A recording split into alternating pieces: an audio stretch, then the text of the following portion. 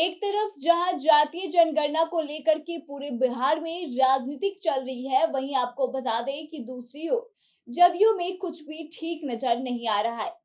दरअसल आपको बता दें कि जदयू के जो राष्ट्रीय अध्यक्ष हैं यानी कि ललन सिंह, उनके समय समाप्ति के अब संकेत मिलने लगे हैं। जदयू में उन्हें दरकिनार किए जाने की संभावना जताई जाने लगी है, क्योंकि उनकी राय या फैसलों को अब पार्टी के कोई भी नेता इन दिनों खुली चुनौती दे रहे हैं। जो यहाँ बता दें कि लगभग एक महीने से ललन सिंह की सक्रियता भी पार्टी में काफी कम हो गई है। नीतीश कुमार ने ललन सिंह के पहले अपने स्वजातीय और गृह जिले यानी कि नालंदा के निवासी आरसीपी सिंह को भी जदयू का राष्ट्रीय अध्यक्ष बनाया था। बाद में नीतीश ने उन्हें इसी तरह से दूरी बनानी शुरू कर दी थी, जैसे अभी ललन सिंह से बना रहे हैं। और आखिरकार ना सिर्फ राष्ट्रीय अध्यक्ष पद से आरसीपी सिंह को हटाया गया, बल्कि बड़े ही बुरे तरीके से उन्हें पार्टी से बाहर का रास्ता भी दिखा दिया गया। अब ऐसे में सवाल यह उठता है कि क्या नीतीश कुमार मौन रहकर अपना एएस प्लान आगे कर रहे हैं? अब यह एएस प्लान क्या है और हम यह क्यों कह रहे हैं कि ललन सिंह का पत्ता जदयू से कटने वाला है? आइए हम आपको इस वीडियो में विस्तार से बताते हैं। लेकिन उससे पहले नमस्कार, आप देख रहे हैं द बिहार प्रोजेक्ट और मैं हूँ आपके साथ आत्मजा।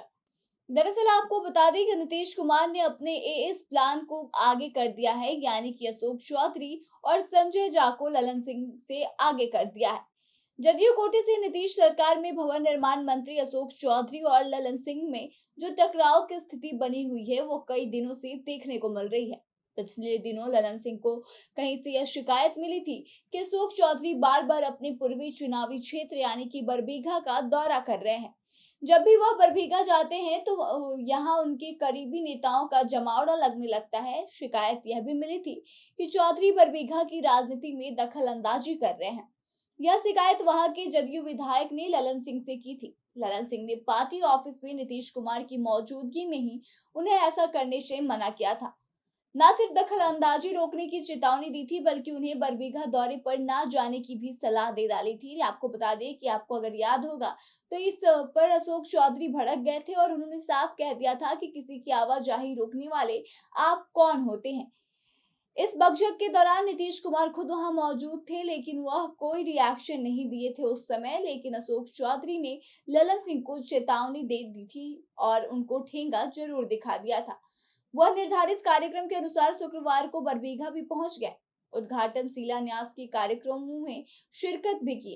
बता दें कि भवन निर्माण के इंजीनियरों के साथ उन्होंने बैठक करी। इस पर ललन सिंह के मन में क्या प्रतिक्रिया चल रही होगी, इसका अनुमान तो आप भी आसानी से लगा सकते हैं। बता दें कि वहीं इन दिनों बिहार में ओम प्रकाश वाल्मीकि की 80 के दशक में लिखी गई कविता यानी कि ठाकुर का कुआं काफी विवादों से घिरा हुआ है। इस पर विवाद छिड़ा हुआ है। दरअसल राजद के राज्यसभा सदस्य मनोज झा ने महिला आरक्षण बिल पर बहस के दौरान किसी बातचीत के संदर्भ में इस कविता का पाठ कर दिया। अब राजद विधायक चेतन आनंद और उनके पिता पूर्व सांसद आनंद मोहन ने इसको लेकर के कड़ी प्रतिक्रिया जाहिर की है। इसको लेकर के जदयू के एमएलसी संजय सिंह ने भी मनोज झा के कविता पाठ पर कड़ी प्रतिक्रिया दी थी। हालांकि ललन सिंह ने मनोज झा का बचाव किया। ललन सिंह को मनोज झा के काव्य पाठ में कोई भी गड़बड़ी नहीं दिखी। जैसे ही मनोज झा के बचाव में ललन सिंह का बयान आया, नीतीश कुमार के बेहद करीबी मंत्री संजय झा भी इसमें कूद पड़े।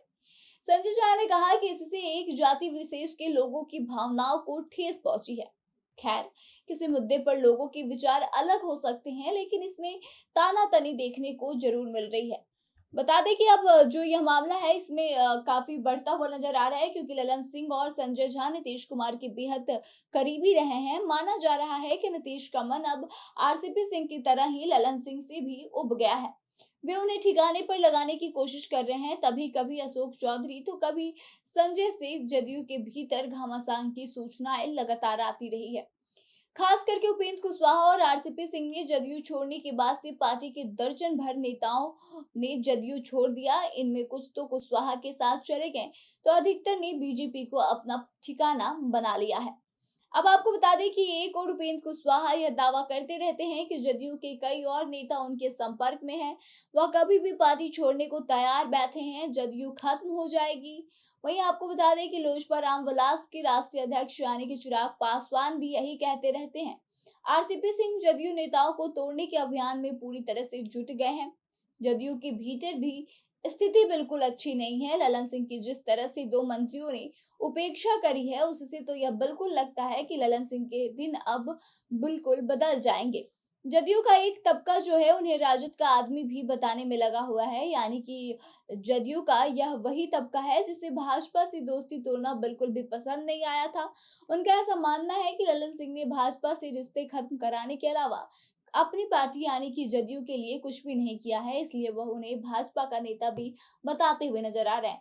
तो ऐसे में यह तो तय है कि जल्द ही जदयू में बड़ी टूट की संभावना है, और नहीं अगर ऐसा है तो ललन सिंह का पत्ता शायद जदयू से कटने वाला है, क्योंकि ऐसा पहले भी देखा जा चुका है कि जिससे नीतीश कुमार का मन उब जाता उसके साथ इस तरह की चीजें होने लगती है, जो फिलहाल ललन सिंह के साथ हो रही है। ऐसे में आपको क्या लगता है? आप अपने विचारों को हमें बताएं, और आगे की तमाम खबरों के लिए बने रहे हमारे साथ। देखते रहे द बिहार प्रोजेक्ट।